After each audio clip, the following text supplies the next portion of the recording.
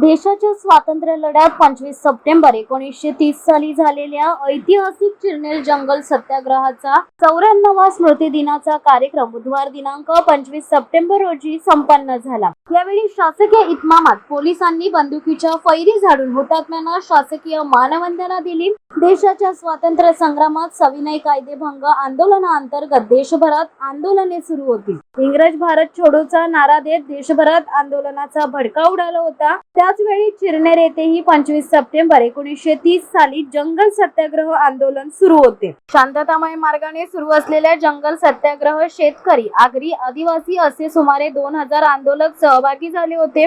यामध्ये 20 ते 22 वयोगटातील युवकांचाच अधिक सहभाग होता। जंगल का कायदा तोड दिया, इंग्रज भारत छोडोचा नारा देत चिरनेर येथील अक्का देवीच्या डोंगराकडे निघालेल्या आंदोलनकर्त्यांवर ब्रिटिश पोलिसांनी निर्दयीपणे बेछूट लाठीचार्ज गोळीबार केला। या गोळीबारात धाकू गवत्या फोपेकर, नाग्या महादेव कातकरी, रामा बामा कोळी, हसुराम बुधाजी घरत, रघुनाथ मोरेश्वर नावी, परशुराम रामा पाटील, आनंदा माया पाटील, आलू बेमट्या म्हात्रे असे उरण तालुक्यातील 8 जण शहीद झाले तर अनेक जण जखमी झाले। स्वातंत्र्य लढ्यातील चिरनेर जंगल सत्याग्रहाचा हा लढा देशभरात प्रसिद्ध आहे। या लढ्यात उरण तालुक्यातील धारातीर्थी पडलेल्या 8 हुतात्म्यांची स्मारके शासनाने परिसरातील त्यांच्या मूळ गावी उभारली आहेत। स्वातंत्र्य संग्रामातील या महत्त्वाच्या लढ्यात बलिदान दिलेले हुतात्म्यांचे आणि स्वातंत्र्यासाठी दिलेल्या लढ्याचे सर्वांना स्मरण व्हावे आणि हुतात्म्यांच्या स्मृती कायम ठेवत राहावी यासाठी दरवर्षी 25 सप्टेंबर रोजी चिरनेर येथे हुतात्म्यांना श्रद्धांजली वाहण्याचा कार्यक्रम आयोजित करण्यात येतो। त्यानंतर हुतात्म्यांच्या वारस कुटुंबातील सदस्यांचा यथोचित सन्मान करण्यात येतो।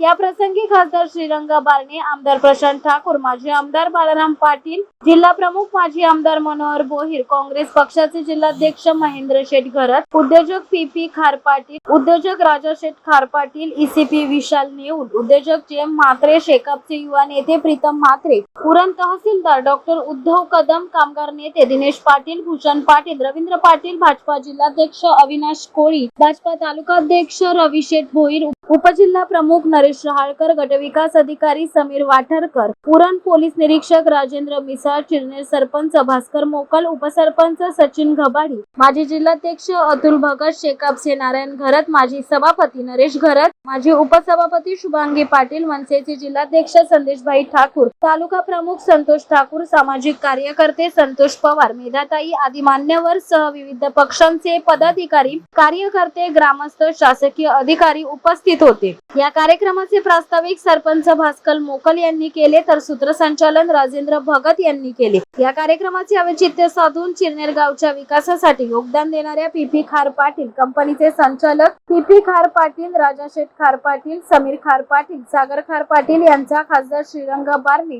यांच्या उपस्थितीत नागरी सत्कार करण्यात आला।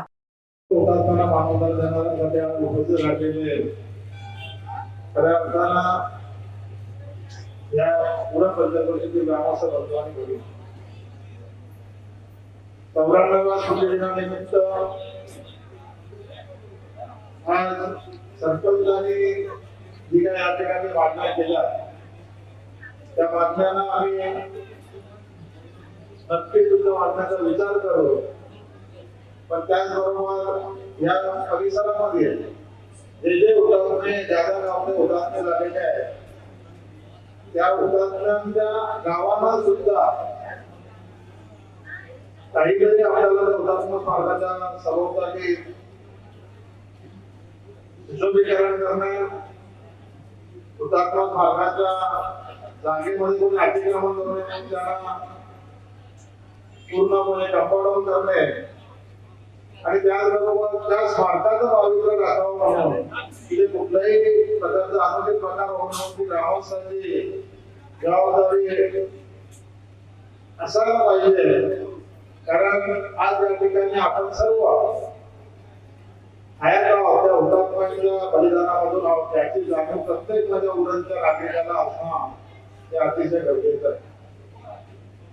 हुतात्मा धाकू गवत्या फोपेकर चिरनेर, हुतात्मा आनंद माया पाटील धाकेजुरी, हुतात्मा रामा कोळी, रामा मामा कोळी मोठीजुरी, हुतात्मा आलू बेमट्या म्हात्रे दिगोडे, हुतात्मा नाग्या महादेव कातकरी चिरनेर हुतात्मा रघुनाथ मोरेश्वर नावी डोंबिवली, हुतात्मा परशुराम रामा पाटील पातलिरे, हुतात्मा मुदाजी परशुराम मुदाजी घरात होते या 8 हुतात्म्यांच्या स्मारकाला त्यांचं सुशोभीकरण करणे, त्यांच्या बाजूला त्यांच्या सभोवताली कंपाऊंड काढणे ही आज आम्ही महाविकास आघाडीचे घटक पक्षाची आम्ही जबाबदारी म्हणून आपल्याला आश्वासित करतो.